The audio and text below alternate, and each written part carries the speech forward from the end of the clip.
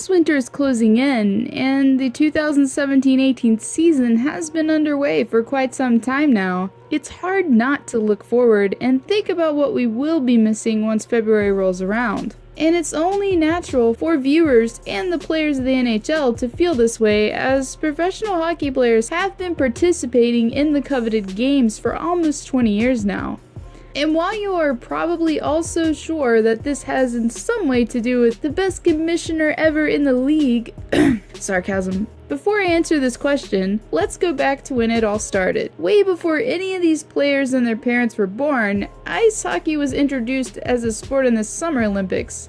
Yes, this was surprising to me as well. In 1920, and then transferred permanently to the Winter Olympics program in 1924.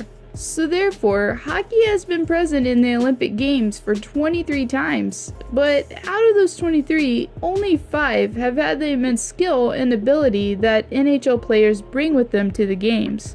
But they could have been involved much earlier. In 1986, the International Olympic Committee, or IOC, voted to allow professional athletes to compete in the Olympic Games, starting in 1988. But even then, the NHL was reluctant to allow its players to join because the games are always held mid-season, so this would put a halt on the season's progression. However, by 1998, the NHL had a change of heart and decided to allow players to compete for their respective countries for the first time. The NHL would allow players to participate in upcoming Olympic meets up until the 2018 Games, that are still yet to be played in South Korea. But surprisingly enough, the NHL was second-guessing Olympic participation long before this venue was even decided on. In fact, it was hesitant back in 2014 as well, and considered not allowing players to venture to Sochi, Russia either. But we all know how that turned out.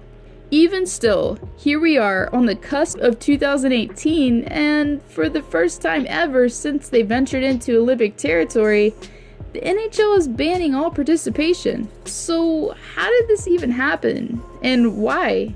Well, the NHL has given several different reasons that, on the surface, indicate that they're just wanting the best for their players and wanting to deliver the best games possible to the big screen. But while this may seem very innocent in writing, a lot of this decision could be financially motivated. While the IOC has reaped rewards from NHL participation, the NHL has not seen increases in ratings or sales. The NHL has been allowed to capture its Olympic moments in words only, but not in videos or images. No highlights of Sidney Crosby's golden goal for Canada against the US, or any highlights of TJ Oshie's shootout heroics for the United States against Russia in Sochi. You name it, the NHL hasn't been able to show it. In their minds, this isn't really promoting their league or supporting their cause. But back to their initial argument. The league has voiced concern for their players' welfare, as the wear and tear they have experienced in the past from Olympic participation, as well as a compressed schedule, has halted their future success once they've returned home. And this is concern for good reason, as 4 NHL players have sustained season-ending injuries in Sochi, including New York Islanders captain John Tavares, Detroit Red Wings captain Henrik Zetterberg, and Florida Panthers forwards Alexander Barkov and Tomas Kopecky. Zetterberg returned for 2 games in the Stanley Cup playoffs as the Red Wings lost to the Boston Bruins, and 5 games in the Eastern Conference first round.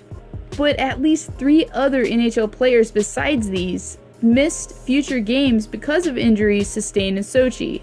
So since the league is supposedly wanting to protect its players and provide its fans with the best games possible, how do they really feel about this move? Well, the NHL has covered grounds while considering its fan bases.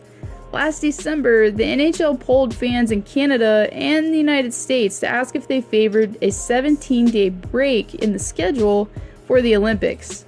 In Canada, 53% of avid fans were against it, even though Canada would be defending the gold medal. And in the United States, 73% were against it. And while this may surprise you, The responses players made once questioned by the media will not.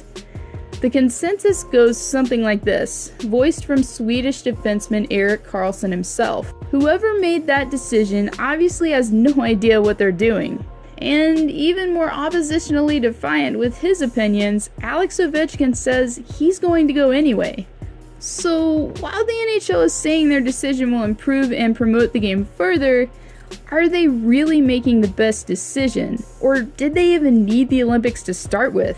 Yes, the NHL is light years away from being a globally recognized league similar to the NBA, and the Olympics are the perfect opportunity to increase professional hockey's exposure. These tournaments have routinely provided some of the best hockey we've seen in recent years, and it's exactly the type of hockey that the league is moving towards. Fast-paced, all skill, and no fighting. To further expand on this, imagine this. You've never watched NHL hockey before, but you're tuning into the Olympics as always, just enjoying the vast array of different games featured. You see Matthews and McDavid playing in this matinee matchup, and this causes a little spark in your interest. One that has you tuning in for more of this intense action that you just witnessed after the games conclude. Not only are you beginning to watch NHL games faithfully, you even decide to invest in some memorabilia while you're at it. Even still, while the league has the opportunity to capitalize on further expansion from the Olympic Games global audience, they relinquished it. Just to give you an idea of how big this opportunity actually is,